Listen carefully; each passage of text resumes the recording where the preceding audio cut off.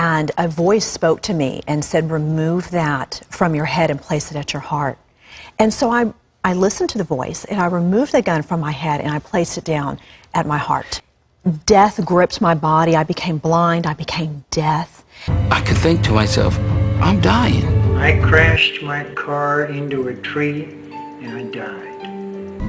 It was apparent that I was dead. Next thing I know, I was gone. I didn't wake up. I flatlined.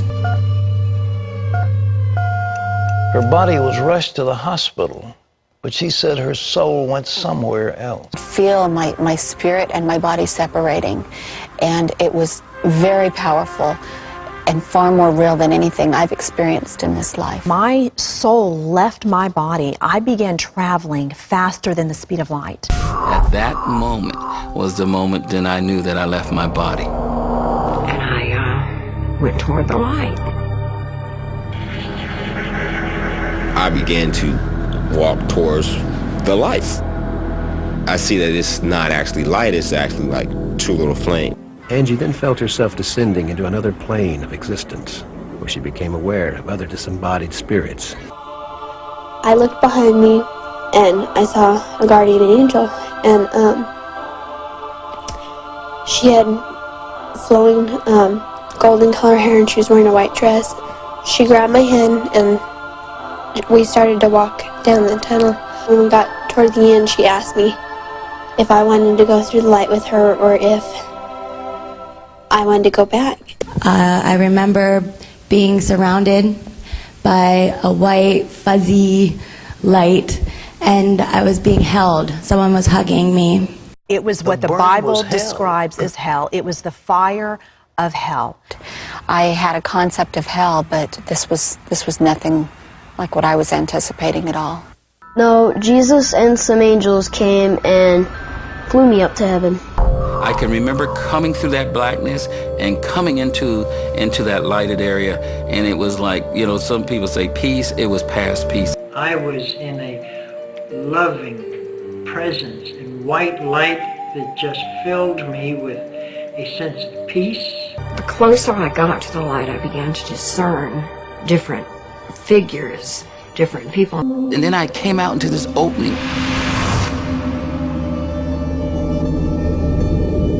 And there where I saw Jesus Christ. This painting is called Father Forgive Them. I've completed this painting at the age of 9. The visions, to me, I felt it was like he's explaining himself to me and what he does to this world. I asked if God was the light, and the answer was no, God is not the light.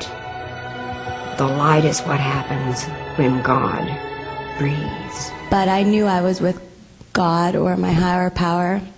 I knew that the first person I saw was Jesus. He was wearing white robes with a purple sash, and he just came down nicely and gracefully. There was the Master Jesus with his right hand reaching out to me. My first encounter with Jesus, he was more of a bright color, like the sun. I was before the judgment seat of our Lord. He said, the sentence that you will have for all eternity is hell. I was in a place of total torment. I could look out and I could see thousands, millions of people. Like it was a huge sea of people. Fear grew with each step that this seems like you're dead, this is death, that's hell. I started to see a figure sitting there, and he's sitting not in a throne, but he's actually sitting in this heap of gold. He's enormous, at least 12 feet into the air. Just sitting there with a menacing look on his face. There are no words to describe the level of pain and the type of burn that I was experiencing. Screaming out in agony, in total terror, in a hideous scream, then there was no end to it. The burn will never stop. The screaming will never stop. And so you know you are there forever with no relief. The human mind can't conceive of anything as absolutely awful as that. He looks and he leans forward, and then he just kind of eases back and kind of sits back into his chair, as if to say, nah, I'm gonna pass on you for now. Angie, as well, might have been doomed to this ironic existence for all eternity had she not been called upon. And as he approached, I realized that this was God. I didn't have to be told. It was like the universe reverberated his name. And then he said, you can't take your life. It's not yours to take. And life is supposed to be hard. God came down from heaven, and this hand scooped me up, Pat, and now I had entered into a place of love and light. All the colors were out of this world. There are hundreds of millions of more colors that we don't know yet. I could hear the trees, I could hear the flowers, I could hear all of the life that was there saying, he's going to see the king, he's going to see the king. And it was great anticipation. Everything around me was joyful that I was headed in that direction. And you could see the lights, the beauty of the stones and the lights reflecting in heaven. My pain was gone, my torment was gone. It was very comforting. Actually, it was probably the best feeling that I've ever felt. A figure came up, and he was Pop. He asked me, "Are you Todd's son?" I said yes. He said that he was his grandpa, so that's where I met him. And I saw an uncle who passed away when he was only 39 years old. And I saw many, many people I knew and many, many I didn't know. But I knew that I was somehow in some way connected to them. I didn't see actual people or physical things. It was more of the essence of everything, but it was very clear. I could feel this incredible love and peace and compassion coming from him, and pain as well.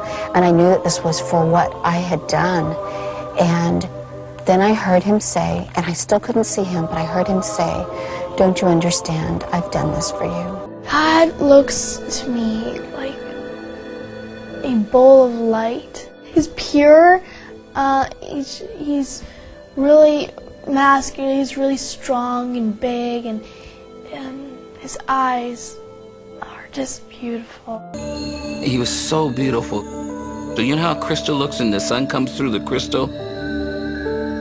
Different rays of lights were coming through him. And those lights, when they came through him, they were alive. And I remember those lights coming and wrapping themselves around me, and I felt like he was hugging me. Even though he wasn't touching me, it felt like he was just holding on to me. And it was all about the love. It was all about the love. I knew that I was leaving heaven because Jesus came to me and said, "Colton, you need to go back." Even though I didn't want to go back, he said that he was answering my dad's prayer. And the first thing he says to me is, "No, it's not your time. Go back." And I told her that I had to go back and tell my mom where I was going. And so I remember her walking me back and telling me not to be afraid. Soon after, Ricky opened her eyes and began to recover. Doctors did not know why, but Ricky did, and she told her mother about it. Well, the things I remember most are my family members and Jesus. I could tell other people not to be afraid of dying. I learned that heaven is for real, and you're gonna like it.